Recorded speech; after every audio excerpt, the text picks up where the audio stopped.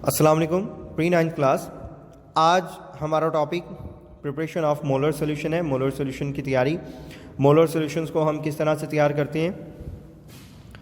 One molar solution is prepared by dissolving 1 मोल यानी molar mass of solute in sufficient amount of water to make the total volume of solution up to 1 decimeter cube in a measuring flask. For example, 1 mole solution of sodium hydroxide is prepared by dissolving 40 gram of sodium hydroxide in sufficient water to make the total volume 1 decimeter cube. तो इसका मतलब ये है कि हमने molarity की definitions की थी। मोलैरिटी की डेफिनेशन में हमने क्या देखा था कि molarity it is defined as the number of solute to dissolve in 1 decimetre cube of solution, यानी सोल्यूट की मोल्स में मिकदार, ठीक है, मोल्स में सोल्यूट की मिकदार जिसको 1 डेसीमीटर मतलब सोल्यूशन के वॉल्यूम को हमने डेसीमीटर क्यूब में लेना है। तो डेसीमीटर क्यूब में जब हम लेंगे तो फिर सोल्यूट की मिकदार को हम उसमें डिज़ोल्व करते हैं। तो हमारे पास जो मोलर मैस है, मोलर मैस जिस तरह से हम फाइंड करते हैं मोलर मैस किसी का भी, कि हम उसके एटॉमिक मैसेज को प्लस करते हैं। जिस तरह से आप देखें सोडियम सल्फेट का मोलर मैस है, सोडियम सल्फेट का मोलर मैस किस तरह से फाइंड करते हैं। सोडियम 2 है तो 2, सोडियम 23 इसका एटॉमिक मैस है, प्लस सल्फर 32 प्लस ऑक्सीजन कितने हैं 4 तो 16, ठीक है।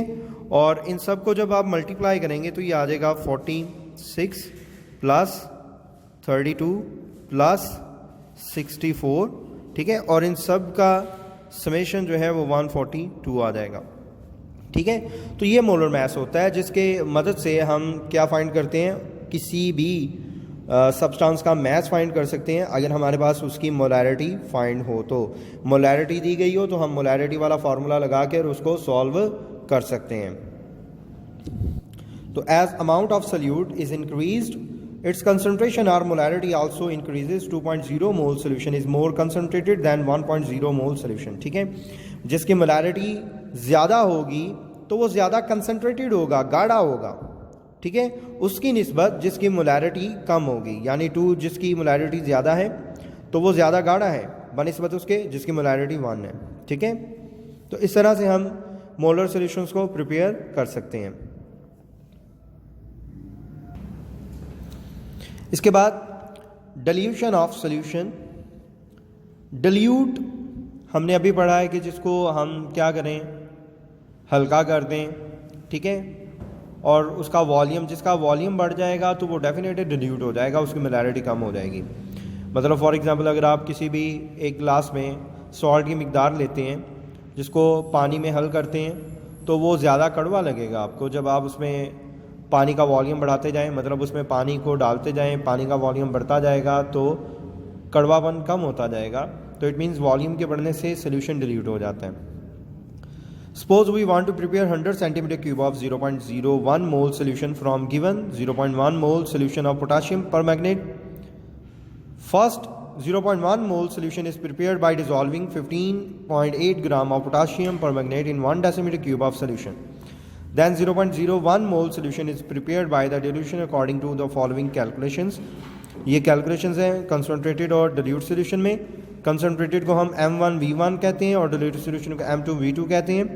M1 मोलैरिटी मतलब कंसनट्रेटेड सोल्यूशन की मोलैरिटी, V1 कंसनट्रेटेड सोल्यूशन का वॉल्यूम, M2 डिल्यूट सोल्यूशन की मोलैरिटी, V2 डिल्यूट सोल्यूशन का वॉल्यूम।